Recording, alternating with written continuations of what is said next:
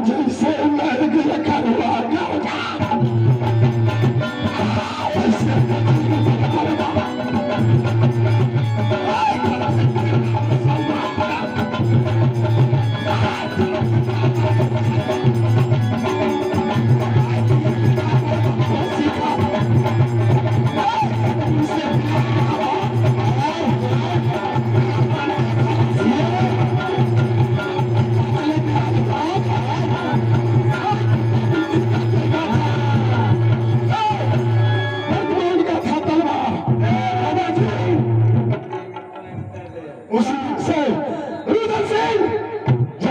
शेर बन गया और भैया राज चलाने की जिम्मेदारी राजनीतिक पटकर लिया। रोदन सिंह तीन तेरह बार अपने ताकतों के बात गोली बंदूक के बात मुझे सामने मत करो। कहते ठीक है। अरे वो दुनिया नहीं रहा यह गोली चलाने से राजपाटी के घर कर ले किसी को।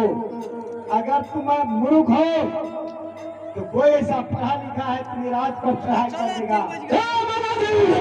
के नीलाम कर लेगा। अगर पढ़ लिख करके तुम्हारा खानदान अपने संभालेगा। झगड़ा लगाने के लिए आ गया है।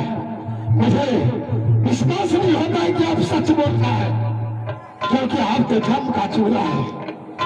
घर घर चूल्ही लगाता है, क्षत्रियों को मरवाता है, उठाता है।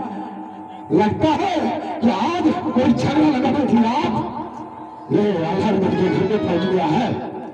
इसलिए अगर आवे भाग्य में सुनाना